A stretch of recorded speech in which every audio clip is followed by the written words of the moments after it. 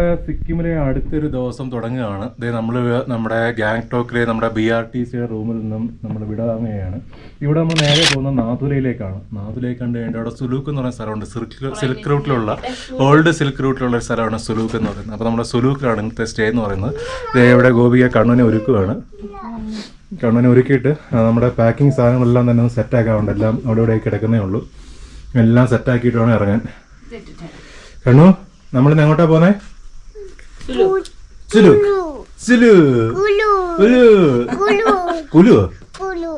ഓടാ അവിടുന്ന്. ഗാങ്ടോക്കിൽ നിന്നും 54 കിലോമീറ്റർ മാത്രമേ ഉള്ളൂ നമ്മുടെ നാഥുല ചുരത്തിലേക്ക് എത്താനായിട്ട്. 2-2.5 മണിക്കൂർ കൊണ്ട് സുഖമായിട്ട് എത്താം. ആദ്യം നമുക്കൊരു ബോർഡർ ചെക്കിംഗ് ഏരിയ ഉണ്ട്. നമ്മുടെ പെർമിറ്റ് മറ്റ് കാര്യങ്ങളെല്ലാം ചെക്ക് ചെയ്യും. അപ്പം ബൈക്കിന് വേറെ പെർമിറ്റ്, കാറിന് വേറെ പെർമിറ്റ്, ആ രീതിയിലാണ്. അപ്പോൾ ആ രീതി ചെക്കിങ്ങും ആ രീതിയിലൊക്കെ തന്നെയാണ്. അപ്പോൾ ഫുള്ളി ചെക്ക് ചെയ്ത് നമ്മുടെ ID കാർഡെല്ലാം കാണിച്ചിട്ട് പ്രൂവ് ചെയ്താൽ മാത്രമേ നമ്മളെ കയറ്റി വിടത്തുള്ളൂ. കാരണം ഇന്ത്യയെ സംബന്ധിച്ചിടത്തോളം വളരെ തന്ത്രപ്രധാനമായിട്ടുള്ള മേഖലയാണ്. ശരിക്കും ഇത് 1959 ഇന്ത്യയും ചൈനയായിട്ട് പ്രശ്നം വന്നപ്പോഴത്തേക്ക് നമ്മുടെ ദലൈലാമയൊക്കെ ഇന്ത്യയിലേക്ക് വരുന്ന 1959 അപ്പോൾ അങ്ങനെ വന്നതിന് ശേഷം ഇന്ത്യയും ചൈനയും തമ്മിൽ ചില പ്രശ്നങ്ങളുണ്ടാകുകയും അതിനുശേഷം ഈ റോഡെല്ലാം കംപ്ലീറ്റ് ആയിട്ട് അടച്ച് പൂട്ടിയിടുകയൊക്കെ ചെയ്തിരുന്നു. പിന്നെ 2003 AB വാജ്പേയിയുടെ കാലത്താണ് ഈ യാത്ര അല്ലെങ്കിൽ ഈ റൂട്ട് റീ ഓപ്പൺ ചെയ്യുന്നതിനുള്ള ചർച്ചകളൊക്കെ നടക്കുന്നത്. പിന്നെ 2006 ഇത് ഓപ്പൺ ചെയ്ത് കൊടുക്കുകയൊക്കെ ചെയ്യുന്നത്. അപ്പോൾ ഇന്ത്യയെ സംബന്ധിച്ചിടത്തോളം വളരെയധികം ഇമ്പോർട്ടൻ്റ് ആയിട്ടുള്ളൊരു മേഖലയാണ്. കാരണം ഇന്ന് ഇന്ത്യയും ചൈനയും തമ്മിൽ ബോർഡർ പേഴ്സണൽ മീറ്റിംഗ് എന്ന് പറയും. അതായത് രണ്ട് രാജ്യങ്ങൾ തമ്മിൽ എവിടെയെങ്കിലുമൊക്കെ യുദ്ധവും അടിയൊക്കെ ഉണ്ടാവുകയാണെന്നുണ്ടെങ്കിൽ ഇവർ തമ്മിൽ കമാൻഡർമാർ തമ്മിൽ ചർച്ച നടത്തുന്ന ബോർഡർ പേഴ്സണൽ മീറ്റിംഗ് എന്ന് പറയുന്നത് 5 മേഖലകളിൽ വെച്ചിട്ടാണ് നടത്തുന്നത്. അതിലൊന്ന് എന്ന് പറയുന്നത് നാഥുലയാണ്. അപ്പോൾ അതുകൊണ്ട് തന്നെ വളരെ ഇമ്പോർട്ടൻ്റ് ആയിട്ടുള്ള മേഖലയാണ് നാഥുല എന്ന് പറയുന്നത്. നമ്മൾ കഴിഞ്ഞ വർഷത്തെ കുറേ വീഡിയോസൊക്കെ കണ്ടു കാണും. നാഥുലയിൽ ചൈന ആർമി കയറി വരുന്നതും അവർ ആക്രമിക്കാൻ വരുന്നതും നമ്മൾ അവരെ തുരത്തി ഓടിക്കുന്നതായിട്ടുള്ള കുറേ വീഡിയോസൊക്കെ വന്നിട്ടുണ്ടായിരുന്നു. അപ്പോൾ എപ്പോഴും ഇവരുടെ ഈ എൻക്രോച്ച്മെൻറ്റ് ഈ ചൈനക്കാരെ ഇടിച്ച് കയറാൻ നോക്കും. നമ്മുടെ ആർമീസ് അവരെ തുരത്തി ഓടിക്കുകയും ചെയ്യും. അങ്ങനെയൊക്കെ വിഷയങ്ങളൊക്കെ നടന്നുകൊണ്ടിരിക്കുന്ന ഒരു മേഖല കൂടിയാണ് നാഥുല എന്ന് പറയുന്നത്. അങ്ങനെ നമ്മളിപ്പോൾ നാഥുലയിലേക്കുള്ള യാത്രയിലാണ്. നാഥുല നമ്മൾ താമസിക്കുന്നത് ഏകദേശം 50 കിലോമീറ്റർ മാത്രമേ ഉള്ളൂ. അപ്പോൾ നമ്മൾ നാഥുലയിലേക്ക് പോകുന്ന വഴി തന്നെ താമസിച്ചിട്ടുണ്ട്. അതുകൊണ്ട് നമുക്ക് വലിയ റിസ്ക് ഇല്ല. നമുക്ക് പെട്ടെന്ന് തന്നെ 1 മണിക്കൂറേ ഉള്ളൂ അവിടുന്ന്. അപ്പോൾ മുകളിൽ ചെന്ന് കഴിയുമ്പോൾ നല്ല വ്യൂ ഉണ്ട്. പോകുന്ന വഴിക്ക് തന്നെ കാഞ്ചൻജംഗയുടെ ഒരു വ്യൂ ഉണ്ട്. ഞങ്ങൾ കഴിഞ്ഞ ദിവസം താഷി എന്ന് പറയുന്ന വ്യൂ പോയിന്റ് ഉണ്ട്, അവിടെ പോകണമെന്ന് വിചാരിച്ചുകൊണ്ടിരുന്നത്. പക്ഷേ അവിടെ ഫോഗായിരുന്നു, അവിടെ ഒന്നും കാണാൻ പറ്റില്ല. രാവിലെ പോയിട്ടും കാര്യമൊന്നുമില്ല എന്ന് പറഞ്ഞു. അപ്പോൾ ഞങ്ങൾ ഇന്ന് ഇതുവഴി പോകുന്ന വഴിക്ക് തന്നെ ഒരു വ്യൂ പോയിന്റ് ഉണ്ടാകും. ആ വ്യൂ പോയിന്റിൽ നമുക്ക് ആ കാഞ്ചൻജംഗ കാണാമെന്നാണ് പറഞ്ഞത്. അപ്പോൾ പോകുന്ന വഴിക്ക് കാഞ്ചൻജംഗ കാണുക, ഒരു ലേക്കുണ്ട്, ചാങ്തു എന്ന് പറയുന്ന ലേക്കുണ്ട്, അതും കണ്ടിട്ടാണ് നമ്മൾ നാഥുലയിലേക്ക് എത്തുന്നത്. അപ്പോൾ അതിൻ്റെ ഫസ്റ്റ് പെർമിറ്റ് ചെക്കിംഗ് ഒക്കെ കഴിഞ്ഞു, നമ്മളെ കയറ്റി വിട്ടു. ഇനി നമ്മൾ നേരെ നാഥുലയിലേക്ക് പോവുകയാണ്. അതിനിടയ്ക്ക് ഇവിടെ ഒരാൾ ഉറങ്ങിപ്പോയി.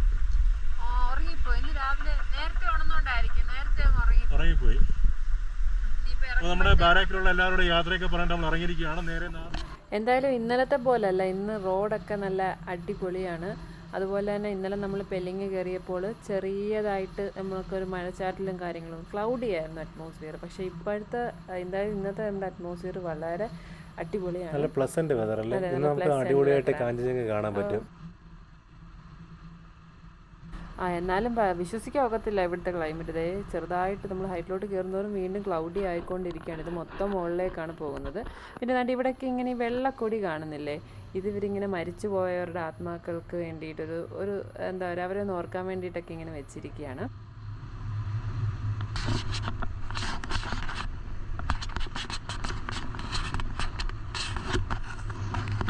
അതാണ് നമ്മുടെ കാഞ്ചൻജംഗ. മഞ്ഞിന്റെ 5 കൊടിമുടികൾ സ്വന്തം കാഞ്ചൻജംഗയാണ് ബാക്കിൽ കാണുന്നത്.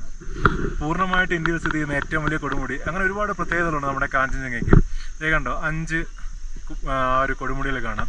ബുദ്ധിസ്റ്റെ സംബന്ധിച്ചിടത്തോളം വളരെ സേക്രഡ് ആയിട്ടുള്ള പീക്കാണിത്. അതുകൊണ്ട് തന്നെ അധികം ആരും സബ്മിറ്റ് ചെയ്യുന്നില്ല.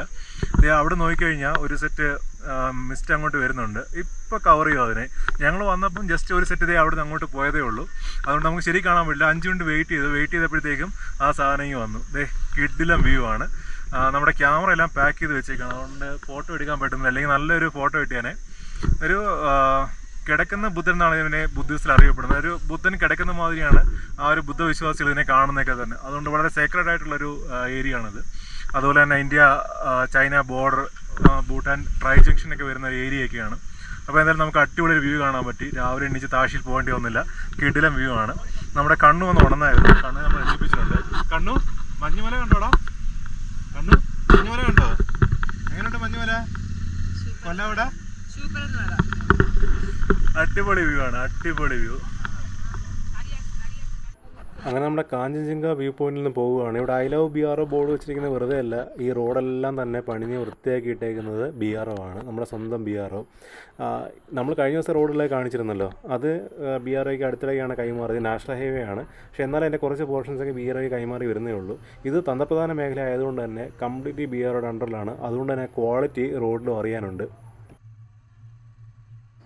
ഞങ്ങൾ നേരത്തെ പറഞ്ഞതുപോലെ വളരെ പെട്ടെന്നാണ് കാലാവസ്ഥ മാറുന്നത്. അതെ, നമ്മൾ നേരത്തെ കണ്ട വ്യൂ പോയിൻ്റാണ്. ഇപ്പോൾ നോക്കി ആ ക്ലൗഡ്സൊക്കെ മാറുന്നതല്ല, ഇത് കാറ്റടിച്ച് നമ്മളീ പോകുന്ന ഉയരത്തിലേക്ക്, അതായത് നമ്മൾ നാദുല എന്ന് പറയുന്നത് ഒരു 14,000 അടി, അതാണ് കറക്റ്റ് കേട്ടോ, അടി ഉയരത്തിലുള്ള ഒരു സ്ഥലമാണ്. അപ്പോൾ ഈ കാറ്റ് ഇവിടുന്ന് കൊണ്ടുവന്നത് ഈ മൂടൽമഞ്ഞാണ്. ഈ മൂടൽമഞ്ഞെന്ന് പറഞ്ഞാലും നമ്മൾ പറഞ്ഞല്ലോ, കൈയൊക്കെ ഇങ്ങനെ കോച്ചി പിടിക്കുന്ന രീതിയിലുള്ള തണുപ്പാണ്. അവിടേക്ക് ഇങ്ങനെ അടിച്ച് കയറ്റി വെക്കുകയാണ്. നമുക്ക് വഴി വേണ്ട ചെറുതായിട്ട് കാണാൻ പറ്റാത്തുള്ള ഒരു അവസ്ഥയായി. ഇപ്പോൾ സമയമെന്ന് പറഞ്ഞു കഴിഞ്ഞാൽ ഒരു 10:30-11 മണിയൊക്കെ ആയിട്ടേ ഉള്ളൂ. അപ്പോൾ ഇത് നമ്മളോട് നേരത്തെ പറഞ്ഞിരുന്നു. നമ്മൾ പെർമിറ്റ് എടുക്കാൻ പോയപ്പം, അതായത് ഒരാൾക്ക് 200 രൂപ വെച്ചാണ് പെർ ഹെഡ് ആവുന്നത്, വണ്ടിക്ക് വേറെയാണ്. അത് ഒരുപാട് ഓൺലൈൻ നമ്മൾ നേരത്തെ വീഡിയോ കാണുമ്പോൾ നിങ്ങൾക്ക് മനസ്സിലാവും. അപ്പോൾ ഞങ്ങൾ പറയാൻ വന്നതെന്ന് പറഞ്ഞു കഴിഞ്ഞാൽ 5 വയസ്സിന് താഴെ ഉള്ള കുട്ടികളെ ഇവിടെ അലൗഡ് അല്ല. വേറെ ഒന്നുമല്ല, കാരണം ഈ കാലാവസ്ഥ കുട്ടികൾക്ക് ഒരിക്കലും അവർക്കിതുമായിട്ട് എന്താ പറയുക അഡ്ജസ്റ്റ് ചെയ്യാൻ പറ്റില്ല. അപ്പോൾ അവർക്ക് ന്യൂമോണിയ പോലുള്ള അസുഖങ്ങൾ വരും. അത് മാത്രമല്ല, കാരണം നിങ്ങളിതേ നോക്കിയേ, പെട്ടെന്ന് നേരത്തെ നമ്മളാ കണ്ട വീഡിയോയിൽ നിന്ന് വളരെ വ്യത്യസ്തമായി നമ്മളിപ്പോൾ ഈ കവർ ചെയ്തുകൊണ്ടിരിക്കുന്ന വഴികൾ, അവിടുത്തെ മരങ്ങൾ കണ്ട ഒരുമാതിരി കരിഞ്ഞുണങ്ങിയതുപോലെ നിൽക്കുകയാണ്. അത് മറ്റൊന്നുമല്ല, ഓക്സിജൻ്റെ ഒരു ലഭ്യത. അല്ല, ഈ ഇതിൻ്റെ പോർഷൻ ബാക്ക് വശമൊക്കെ കണ്ടോ, ഫുള്ളിങ്ങനെ ഉണങ്ങി കരിഞ്ഞിരിക്കുകയല്ലേ. ഇതിന് ഓക്സിജൻ്റെ ലഭ്യത കുറവുകൊണ്ടാണ് അത് വരുന്നത്. അപ്പോൾ അത് നമ്മളിലും പ്രത്യേകിച്ച് കുട്ടികളിലും ഇതറിയും. അപ്പം നമ്മളുടെ ഒരു റിസ്ക്കിലാണ് ഞങ്ങളുടെ കൂടെ ഞങ്ങളുടെ കുഞ്ഞിപ്പെണ്ണിനെ അവരെ കയറ്റി വിട്ടത്. യുവർ ഓൺ റിസ്ക്കിലാണ് പോകുന്നത്, കാരണം ഇത്രയും ദൂരം വന്നവരല്ലേ എന്ന് പറഞ്ഞിട്ടാണ് വിട്ടിരിക്കുന്നത്. മറ്റൊരു കാര്യം അവർ പറഞ്ഞത്, നിങ്ങൾ ബുള്ളറ്റിലായതുകൊണ്ട്, അതായത് 2 വീലർ, അതായത് ഓപ്പണായിട്ട് ഇങ്ങനെ എയർ അടിക്കുന്നത് കൊണ്ടാണ് നിങ്ങൾക്ക് കുറച്ചും കൂടെ നിങ്ങൾക്ക് റിസ്ക് ആയിരിക്കും. നിങ്ങൾ ശ്രദ്ധിക്കണം. അതായത് നമുക്ക് പോകേണ്ടുന്ന വഴിയാണ് ആ കാണുന്നത്. ആ ടെറൈൻ മാറി വരുന്നത് കണ്ടോ, ആ ചെടികളുടെയൊക്കെ വ്യത്യാസം കണ്ടോ, ഉണങ്ങി നിൽക്കുകയാണ്. ഒരു പരിധിക്കപ്പുറത്തേക്ക് അത് വളരില്ല. അപ്പോൾ അതാണ് ഇവിടുത്തെ ഏറ്റവും നമ്മൾ ശ്രദ്ധിക്കേണ്ട ഏറ്റവും വലിയൊരു കാര്യമാണ്. കുഞ്ഞുള്ളത് കൊണ്ടാണ് ഞങ്ങൾ എന്താ പറയുക, ഞങ്ങൾക്ക് നല്ല പേടിയുണ്ടായിരുന്നു. സത്യം പറഞ്ഞോളൂ, ഞങ്ങൾ നല്ലതുപോലെ പേടിച്ചാണ് പോയത്. കാരണം താഴെ കണ്ട ഒരു ക്ലൈമറ്റേ അല്ല മുകളിലേക്ക് കയറും തോറും ഇവിടെ തെളിഞ്ഞു കിടക്കായിരിക്കും. അടുത്ത കർവ് എടുക്കുമ്പോഴായിരിക്കും ഫുള്ള് മഞ്ഞ് കയറി കിടക്കുന്നത്.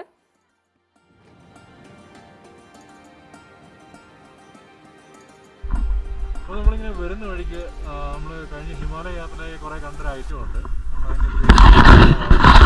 ഇതാണ് സാധനം, കണ്ട നമ്മുടെ പശുവിൻ്റെ കൂട്ടിരിക്കും, പക്ഷേ കുറച്ചുകൂടി വലുതാണ്, നിറച്ച് രോമാവൃതമാണ്. ഈ തണുപ്പിനെയൊക്കെ ചെറുക്കാൻ വേണ്ടി ആവണം. ഇയാൾക്ക് എന്തോ ഒരു ഫുഡ് കൊടുക്കുന്നുണ്ട്, അയാളുടെ ആണെന്ന് തോന്നുന്നു സംഭവം. യാക്കിനെ വരുന്ന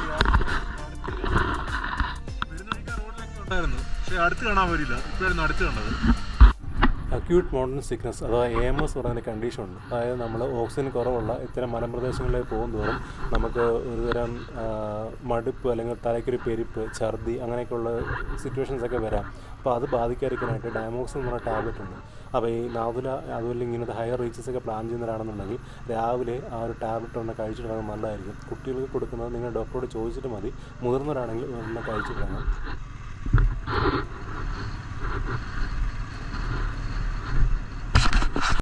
നല്ല തണുപ്പുണ്ട്. അവർക്ക് ആ മഫറും അവിടെ വെച്ചപ്പോഴത്തേക്ക് ചൊറിയുന്നു എന്നാണ് പറയുന്നത്. സഫാരിയൊക്കെ ഉണ്ട്. പക്ഷെ നമുക്ക് ഈ കാണുന്നതാണ് നമ്മളുടെ സോങ്മോ ലേക്ക് എന്ന് പറയുന്നത്. ഇവിടെ ഒരു റോപ്പ് വേ സംഭവമൊക്കെ സെറ്റപ്പ് ചെയ്തിട്ടുണ്ട്. ഇത്രയേ ഉള്ളൂ സാധനം, അധികമൊന്നുമില്ല. ഇതിൻ്റെ ചുറ്റുകളൊന്നും നടക്കാം. പക്ഷെ നല്ല തണുപ്പാണ്, ഒരു രക്ഷയില്ലാത്ത തണുപ്പ്. ഒരു രക്ഷയില്ല കേട്ടോ. എൻ്റെ കയ്യിൽ റൈഡിങ് ഗ്ലൗ ആയിപ്പോയി. അപ്പോൾ എനിക്കിത് മാറ്റിയാലേ പോകാൻ പറ്റത്തില്ല. കൈയൊന്നും അനക്കാൻ പറ്റുന്നില്ല. എന്തെങ്കിലും വെച്ച് ചൂടുവെള്ളം കോരി ഒഴിച്ചിട്ട് ആ ഗ്ലൗ കൂടെ വെച്ചാൽ എനിക്ക് വണ്ടി ഓടിക്കാൻ പറ്റത്തുള്ളൂ. അത്രയ്ക്കൊരു അവസ്ഥയിലാണ്. കൈയൊക്കെ പെരുത്ത് കയറിയിരിക്കും, ഒന്നും അനങ്ങാൻ പോലും ഇല്ല. അറിയുന്നില്ല അവിടെ അങ്ങനെ ഒരു സാധനം ഉണ്ടെന്ന്. നമ്മുടെ സോമോ ലേക്കിൻ്റെ അവിടെ ഇപ്പോൾ ഒരു റോപ്പ് വേ സെറ്റപ്പ് ചെയ്തിട്ടുണ്ട്. ഇന്ത്യയിലെ ഏറ്റവും ഹയസ്റ്റ് ആയിട്ടുള്ള റോപ്പ് വേ ആണ് ഇപ്പോൾ ഇത്. 360 രൂപയാണ് പെർ ഹെഡ് എന്ന് പറയുന്നത്. പക്ഷേ അതിൻ്റെ ഒരു ഇഷ്യൂ എന്ന് വെച്ച് കഴിഞ്ഞാൽ നമ്മൾ ആൾറെഡി താഴെ നിന്ന് മുകളിലോട്ട് കയറി വന്നപ്പം നമുക്ക് ആ വ്യൂ കിട്ടിയില്ലേ, ആ സെയിം വ്യൂ തന്നെയാണ് നമുക്ക് ഇനി കിട്ടാനുള്ളത്. അപ്പോൾ അതുകൊണ്ട് അത് അത്ര വർത്തിയാണെന്ന് തോന്നുന്നില്ല. പിന്നെ ഇവിടെ ധാരാളം യാക്കുകൾ ഉണ്ട്. നമ്മൾ താഴെ കണ്ടില്ലേ യാക്കുകൾ, അതിനെയൊക്കെ ഇവർ ഡ്രസ്സ് ചെയ്ത് വെച്ചിരിക്കുകയാണ്. വളരെ ട്രഡീഷണൽ രീതിയിൽ അവരെന്നെ ഒരുക്കിയൊക്കെ വെച്ചിട്ടുണ്ട്. അപ്പം യാത്രികർക്ക് ഇവിടെ വന്ന് ആ യാക്കിനെ കൊണ്ട് ഫോട്ടോ ഒക്കെ എടുക്കാനൊക്കെ പറ്റും. അപ്പോൾ അതിനൊക്കെ വേണ്ടിയിട്ടൊക്കെ ഉള്ള ഒരു സംഭവമാണ്. അതിന് 50 രൂപയാണ് ഒരാൾക്ക് ഫീസ് പറയുന്നത്. അപ്പോൾ ഞാൻ വാങ്ങിയ ഗ്ലൗ ആണിത്. അപ്പോൾ അത്യാവശ്യം തരക്കേടില്ല, 100 രൂപയാണ് ഗ്ലൗ കിട്ടിയത്. നമുക്ക് ആ തണുപ്പിനെയൊക്കെ പ്രതിരോധിക്കാനൊക്കെ പറ്റിയ ഗ്ലൗ ആണ്. അപ്പോൾ ഇത് ഇട്ട് ഇതിൻ്റെ മുകളിൽ ആ റൈഡിങ് ഗ്ലൗ ഇട്ടെങ്കിൽ മാത്രമേ എനിക്ക് ഇന്നത്തെ ദിവസം ഈ ബൈക്ക് ഓടിക്കാൻ പറ്റത്തുള്ളൂ. അത്രയ്ക്ക് തണുപ്പാണ്, പെരുത്ത് നിൽക്കുകയാണ് തണുപ്പ് കാരണം.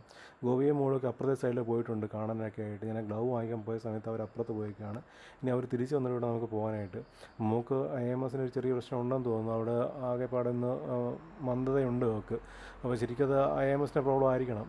അപ്പോൾ ചെറിയൊരു ലേക്കും അതിനെ ചുറ്റിയിട്ടൊക്കെയുള്ള അവരുടെ ലോക്കലായിട്ടുള്ള കുറച്ച് കസ്റ്റംസും ഒക്കെ ഉൾപ്പെടുന്ന ഒരു പ്രദേശമാണ് നമ്മുടെ സോമോ ലേക്ക് എന്ന് പറയുന്നത്.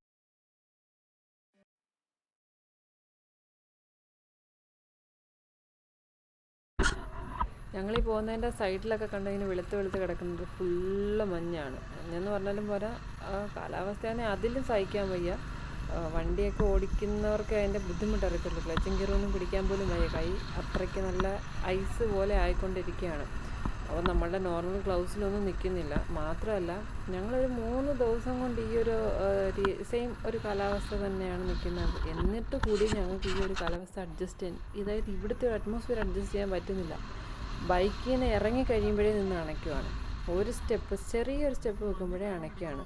അപ്പം കുട്ടികളുടെ കാര്യം നമുക്ക് പറയേണ്ട ആവശ്യമില്ല. കുട്ടികളെന്ന് മാത്രമല്ല, ഒരു ഏജ്ഡ് ആയിട്ടുള്ളവർക്ക് പോലും ബുദ്ധിമുട്ടാണ്. അപ്പം അങ്ങനെ വരുന്നവർ, നമ്മൾ നേരത്തെ AMSൻ്റെ കാര്യം പറഞ്ഞില്ല, അപ്പം അങ്ങനെയുള്ളവർ ചെയ്യേണ്ടത് ഈ ഗുളിക ചിലപ്പോൾ ചിലർ കേൾക്കില്ല. അപ്പോൾ ചെറിയ ഈ ഓക്സിജൻ സിലിണ്ടേഴ്സ് കിട്ടും. ഒരു 100-150 രൂപയ്ക്കൊക്കെ കിട്ടും.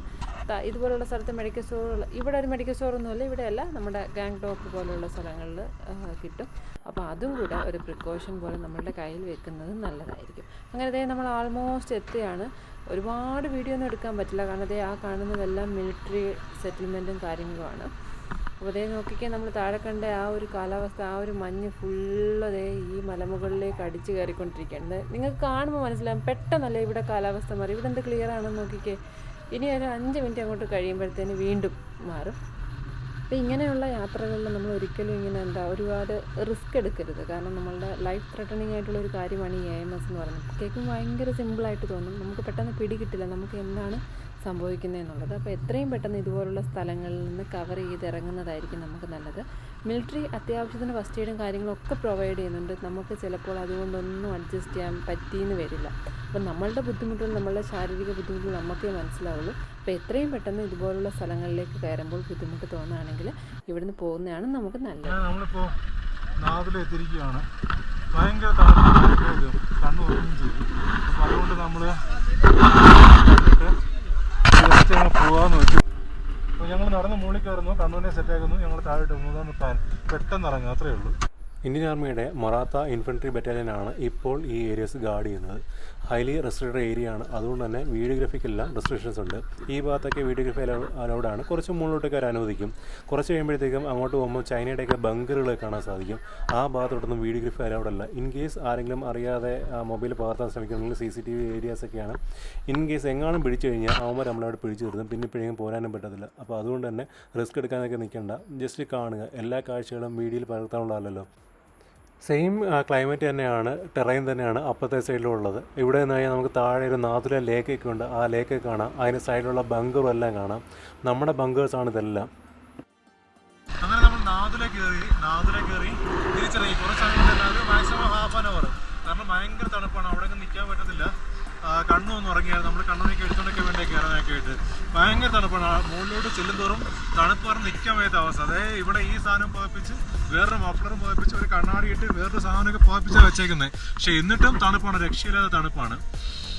അപ്പോൾ ഞങ്ങളങ്ങനെ കയറി കണ്ടു, ചൈന ബോർഡറെ കണ്ടു. പ്രധാനമായിട്ടും അവിടെ ചൈന ബോർഡറും അവിടെ ചൈനക്കാർ നമ്മുടെ ഫോട്ടോയൊക്കെ എടുക്കും. അതൊക്കെയാണ് നമ്മുടെ ലക്ഷ്യം, അവരെ കാണുക എന്നുള്ളതൊക്കെയാണ് നമ്മുടെ ലക്ഷ്യം. ബോർഡർ വരുന്നത് അതിനാണല്ലോ. അപ്പോൾ അങ്ങനെ നമ്മൾ കണ്ടു. അത് കഴിഞ്ഞിട്ട് ഇവിടെ ഒരു ബാബ ഹർഭജൻ സിംഗ് മന്ദിരമുണ്ട്. അതായത് ഒരു പട്ടാളക്കാരനാണ് ബാബ ഹർഭജൻ സിംഗ് എന്ന് പറയുന്ന ഒരു പട്ടാളക്കാരനാണ്. പണ്ട് ഈ പട്ടാളക്കാർക്കൊക്കെ അവരുടെ പ്രൊവിഷൻസും റേഷൻസും കൊണ്ടുകൊടുക്കുന്ന കുതിരപ്പുറത്ത് പട്ടാളക്കാർ നേരിട്ടായിരുന്നു. അങ്ങനെ ഈ ഹർഭജൻ സിംഗ് എന്ന് പറയുന്ന പട്ടാളക്കാരൻ കുതിരപ്പുറത്ത് സാധനങ്ങൾ കൊണ്ടുപോയി. അങ്ങനെ പുള്ളിക്കാരനൊരു ആറ്റിൽ വീണ് മരിച്ചു. പക്ഷേ ഈ കുതിര നേരെ അങ്ങ് ചെന്നു. അന്ന് രാത്രിയിൽ ആ യൂണിറ്റിലെ കമാൻഡർക്ക് എന്തോ ഒരു സ്വപ്നത്തിൽ എങ്ങാണ്ട് ഒരു ഇത് കിട്ടുന്നു, അയാളുടെ സ്വപ്നം കാണുന്നു. അതായത് ഈ ഹർഭജൻ സിംഗ് വന്ന് പറയുകയാണ്, ഇങ്ങനെ ഒരു ചൈനക്കാരിവിടെ കടന്നു കയറുന്നുണ്ട്, അറ്റാക്ക് വരുന്നുണ്ട്, അതുകൊണ്ട് സൂക്ഷിക്കണം, നിങ്ങൾക്കുള്ള ഫുഡും റേഷൻസും എല്ലാം ഞാനിവിടെ എത്തിച്ചിട്ടുണ്ടെന്നുള്ളൊരു ഒരു ദർശനം അല്ലേ അയാൾക്ക് സ്വപ്നത്തിൽ കിട്ടുന്നുണ്ട്. അപ്പോൾ അങ്ങനെ കമാൻഡർ നോക്കിയപ്പോൾ ശരിയാ, സാധനം രാമന്മാർ അവിടെ നിന്ന് അടിച്ച് കയറുന്നുണ്ട്. അങ്ങനെ പിന്നെ ചൈനക്കാർ എപ്പോൾ എൻക്രോച്ച് ചെയ്താൽ വരുമ്പോഴും ഈ ഹർഭജൻ സിംഗിൻ്റെ സ്വപ്നത്തിൽ അവർക്ക് കിട്ടുന്നുണ്ട്. അങ്ങനെ ഹർഭജൻ സിംഗിനെ ഇവിടെ പ്രതിഷ്ഠിച്ചിരിക്കുകയാണ്. അതാണ് ഹർഭജൻ സിംഗ് ടെമ്പിൾ. നല്ല തിരക്കുണ്ട്, അതുകൊണ്ട് നമ്മൾ ജസ്റ്റ് ഒന്ന് കണ്ടു ഇറങ്ങി പോരുകയാണ് ചെയ്തത്. അവിടെ റിഫ്രഷ്മെൻറ്റും കാര്യങ്ങളൊക്കെ ഉണ്ട്. അപ്പോൾ അങ്ങനെ നമ്മളിങ്ങനെ ഇറങ്ങി പോരുകയാണ് ചെയ്യുന്നത്. ഇനി ഇവിടെ ഒരു ഓൾഡ് ഹർഭജൻ സിംഗ് മന്ദിരമുണ്ട്. അതായത് ഒരു നദി, ഈ ഹിമാലയൻ നദികളെല്ലാം തന്നെ ഇങ്ങനെ കോഴ്സ് മാറി ഒഴുകിക്കൊണ്ടേയിരിക്കും. അപ്പോൾ പണ്ടുണ്ടായിരുന്ന സ്ഥലത്ത് ഈ നദി വന്നിട്ട് അതങ്ങ് എടുത്തുകൊണ്ട് പോയി. പിന്നെ അവിടുന്ന് ഈ ഇതിനെ എടുത്ത് ഇവിടെ കൊണ്ടുപോയി. അതാണ് ന്യൂ ഹർഭജൻ സിംഗ് മന്ദിർ. രണ്ടും ആൾമോസ്റ്റ് സെയിം സെറ്റപ്പ് തന്നെയൊക്കെയാണ്. ഇനി നമ്മൾ ഇവിടുന്ന് പോകുന്നത് സുലൂക്കിലേക്കാണ് പോകുന്നത്. നമ്മൾ താഴോട്ടിറങ്ങാണ്, സുലൂക്കിലേക്കാണ് പോകുന്നത്. സുലൂക്കിൽ നിന്നും പിന്നെ നമ്മൾ സുലൂക്കിൽ സ്റ്റേ എടുക്കാനാണ് ഉദ്ദേശിക്കുന്നത്. കാരണം സ്നോഫാൾ കിട്ടുമെന്ന് പറയുന്നുണ്ട് സുലൂക്കിൽ.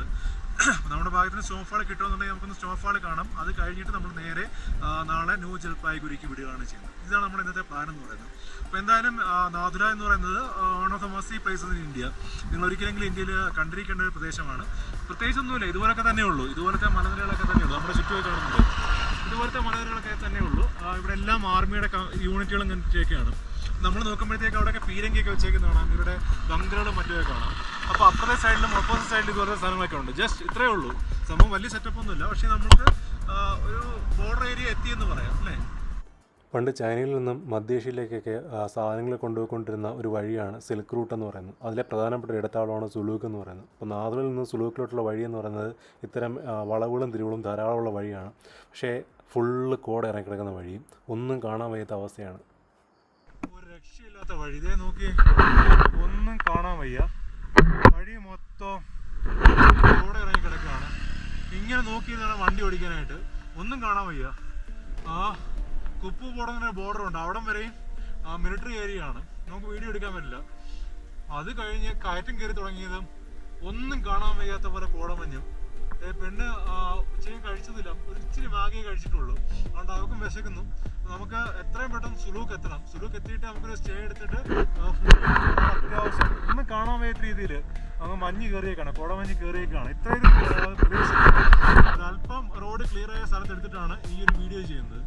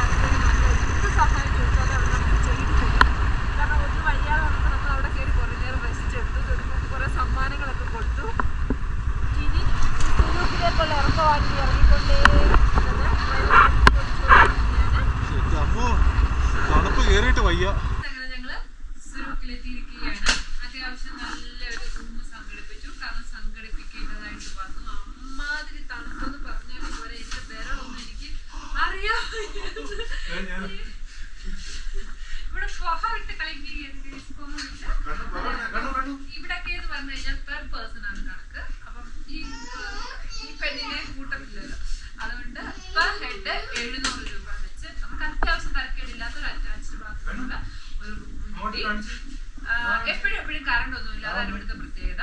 അപ്പം വെളി നല്ല മഞ്ഞ് മൂടി കിടക്കാണ്. കാഴ്ചകളൊക്കെ ഒന്ന് കണ്ടു.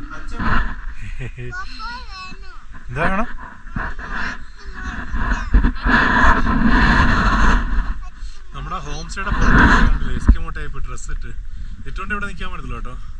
ഒരു രക്ഷയില്ലാത്ത ഈ അരിച്ചു കയറുന്ന തണുപ്പില്ലേ, അമ്മാതിരി ഐറ്റംസ്.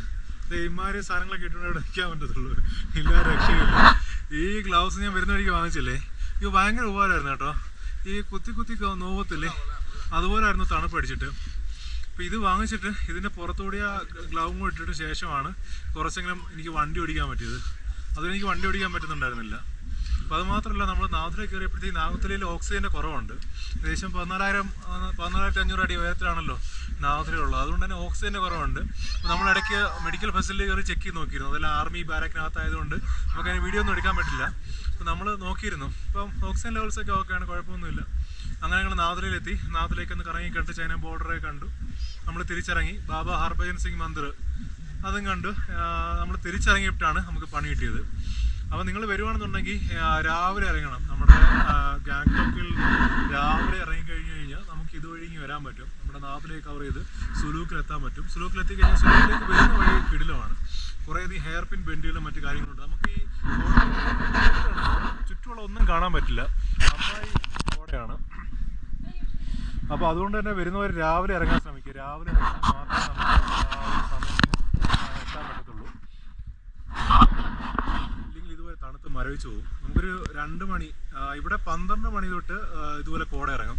ഇപ്പോൾ രാവിലെ ഒരു 6 മണി 6:30 ആകുമ്പോഴത്തേക്ക് ഗാങ്ടോക്കിൽ നിന്ന് ഇറങ്ങുകയാണെന്നുണ്ടെങ്കിൽ 7:30 8 മണി ആകുമ്പോഴത്തേക്ക് നമുക്ക് നാദുലയിൽ എത്താം.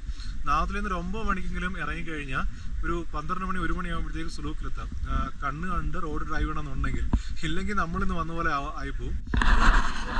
ഒന്നും കാണാൻ വയ്യ, ചുറ്റും കാണാൻ വയ്യ. എൻ്റെ ഫ്രണ്ടിൽ പോയ വണ്ടിയുടെ റെഡ് ലൈറ്റ്, അവർ ബ്രേക്ക് ചെയ്യുന്ന ബ്രേക്ക് ലൈറ്റ് കണ്ടിട്ടാണ് ഫ്രണ്ടിൽ വണ്ടി കൊണ്ട് ഞാൻ തിരിച്ചറിയുന്നത്. അത്രയ്ക്ക് ഭീകരമായിട്ടുള്ള അവസ്ഥയാണ്. അപ്പോൾ നമുക്ക് പ്രെഡിക്റ്റ് ചെയ്യാൻ പറ്റത്തില്ല, ഇവിടുത്തെ ക്ലൈമറ്റ് അത്രയ്ക്കാണ്, പ്രെഡിക്റ്റ് ചെയ്യാൻ പറ്റത്തില്ല. അപ്പോൾ അതുകൊണ്ട് മിസ്സാക്കാൻ പറ്റാത്ത റൂട്ട് കൂടിയാണ്. നമുക്ക് ഒരിക്കലും മിസ്സാക്കാൻ പറ്റില്ല ഈ റൂട്ട്, കാരണം അത്രയും കിടില റൂട്ടാണ്.